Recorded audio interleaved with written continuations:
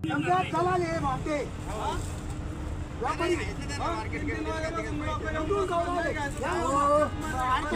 आपला माल घेऊन राहिले, 800 रुपयांची विकू राहिले. 100 रुपयाने घेऊन कांद्याला 100 रुपये प्रति क्विंटल दर मिळाल्याने संतप्त झालेल्या शेतकऱ्याने कांदा मार्केटच्या गेट समोर उभारून दिला आणि या कांद्यावर झोपून शेतकऱ्याने संताप व्यक्त केला. घटनेची माहिती मिळताच सचिव संतोष पवार यांनी तातडीने घटनास्थळी धाव घेतली. कांद्याच्या गाडी भाड्याची तूट भरून निघावी म्हणून नुकसान भरपाई देण्यासाठी व्यापाऱ्याकडून कांद्याला 50 रुपये प्रति क्विंटल अधिकचा वाढीव दर देऊन शेतकऱ्याला मदत होईल यासाठी प्रयत्न केले, ज्यामुळे तणाव निवळला. लासूर स्टेशन तालुका गंगापूर येथील कृषी उत्पन्न बाजार समिती अंतर्गत सुरू असलेल्या कांदा मार्केटमध्ये शेतकरी विश्वनाथ कचरू उगले राहणार करंजगाव यांनी ट्रॅक्टर भरून कांदे विक्रीसाठी आणले होते. मात्र लिलावात कांदा 100 रुपये क्विंटल विकला गेल्याने शेतकरी उगले यांचा चांगलाच पारा चढला व ते थेट कांदा मार्केटचे गेट गाठत त्यांनी तेथे ट्रॅक्टर ट्रॉलीने भरलेला कांदा उभारून दिला. उभारलेल्या कांद्यावर शेतकरी उगले यांनी झोपून संताप व्यक्त केला. कांदे ट्रॅक्टरमध्ये भरण्यासाठी 1000 रुपये मजुरी, ट्रॅक्टर भाडे 1700, लिलाव झाल्यावर भरण्यासाठी 200 रुपये असा 2900 रुपये खर्च लागला. कांदे अंदाजे 20 क्विंटल आणले होते. 2000 रुपये कांद्याचे झाले. त्यामुळे संतप्त झालेल्या शेतकऱ्याने ट्रॉली भरून आणलेले कांदे मार्केटच्या गेटवर फेकून दिल्याचे सांगितले व उभारलेल्या कांद्याच्या ढिगावर भर उन्हात बसून ठिय्या मांडत व्यापाऱ्याचा निषेध केला. सदर बाब बाजार समितीचे सचिव संतोष पवार यांना समजताच पवार यांनी कांदा मार्केटमध्ये धाव घेत व्यापारी व शेतकऱ्याची बाजू समजून घेत दोघांची समजूत काढली व कांद्याला व्यापाऱ्याकडून प्रति क्विंटल 50 रुपये जास्त भाव देत तोडगा काढला व व्यापाऱ्यालाही समज देत शेतकरी व व्यापारी यांच्या समझोता करत कांद्याचा लिलाव पूर्ववत चालू केला. मात्र शेतकऱ्यांची ही पिळवणूक सुरू असल्याची संतप्त प्रतिक्रिया शेतकऱ्यांकडून देण्यात आली आहे. बाजार समितीला मध्यस्थी करावी लागली आणि भाव 50 रुपये दराने वाढला. मात्र ही भाव वाढवण्यासाठी बाजार समितीला मध्यस्थी करण्याच्या अगोदर शेतकऱ्याला आंदोलन करावे लागले. ही वेळ शेतकऱ्यावर का आली असा प्रश्न आता सध्या शेतकऱ्यांकडून उपस्थित केला जात आहे.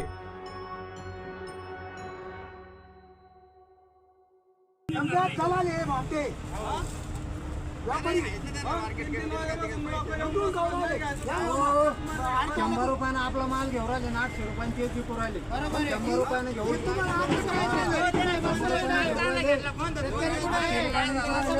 लहान उराले व्यापारी लोक चेअरमन येऊन राहिले. आता मी आत्महत्या तर नाही करीन ना, उपल्याची अवलंब नाही सुखाने नाही जगू दे. 15 उठू नका.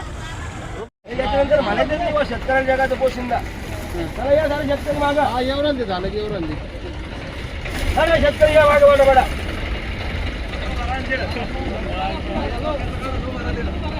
हा बाबा, काय भाव गेला आजचा कान तुमचा? 100 पासून 100 पर्यंत क्विंटल. अच्छा, कांदा बघा. मग तुम्ही हे कांदा का उभारून दिला इथं? तुम्ही कांदा का उभारला? आम्हाला उभरायला कारण आमच्या कांद्याला भाव नाही. ट्रॅक्टर आणलं त्याचे आता एक करून भावही कोणत्या खर्च तर राहायला बाजूला, पण ट्रॅक्टरचं भाडं नाही गेलं ना. काय करणार मग त्याला? 2000 रुपये भाडं येते ट्रॅक्टरमध्ये. मग आता मार्केट कमिटीकडून काय मागणी आहे तुमची?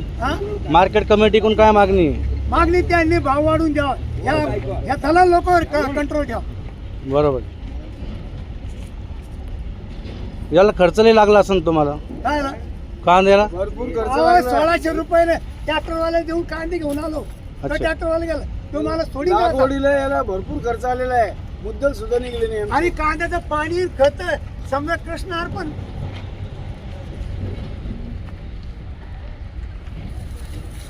₹1.50 घेतलं माझं. याच्यामध्ये चोर भरणारे घ्या, अमुक घ्या, हे घ्या, काट्यावाले घेतात. काहीच नाही काय राहतो पण तुम्ही. मी सांगतो मला एवढा कांदून याला नफा कमवून दाखवा फक्त. सकाळी कांदा मार्केटमध्ये करंजगावच्या एका शेतकऱ्याने 100 रुपये क्विंटलप्रमाणे भाव भेटला म्हणून कांदा मार्केट समिती बाजार समितीच्या गेटवर फेकून देत ठिय्या मांडला होता. त्याबद्दल काय सांगाल? करंजगावचे जे शेतकरी होते त्यांनी काल पण हाच कांदा आणला होता. तो काल पण 100 रुपये भावाने गेला होता, पण तो कांदा त्यांना परवडेबल नाही वाटल्यामुळं त्यांनी घरी नेला. परत तीच ट्रॉली आज मार्केटला लावून परत तेच कांद्याचा भाव 100 रुपये गेला.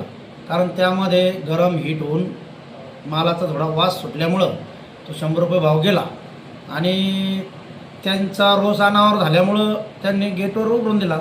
पण आम्ही मध्यस्थी करून त्याला एक 50 रुपये भाव वाढवून त्याचं भाडं तोडून गेलं असं त्यांना मिटून दिलं. व्यापाऱ्यांचं आणि शेतकऱ्याचा जो वाद झाला होता त्या भावावरून, त्या मग 50 रुपये जो प्रति क्विंटलप्रमाणे कांद्याचा भाव वाढून दिला तो कोणी दिला? मग आपण दिला की व्यापाऱ्यांनी? आपण व्यापाऱ्याला सांगून तो वाढवून दिला. आता बाजार समिती यापुढे असा प्रकार होऊ नये म्हणून काय निर्णय घेईल? बाजार समिती यापुढे निर्णय काय, आता बाजारात चौकडच भाव कमी आणि थोडा खराब कांदा असल्यामुळे त्याला परदेशात बाहेरच्या राज्यात तो पोहोचू शकत नाही, त्यामुळे त्याचे भाव पडलेले.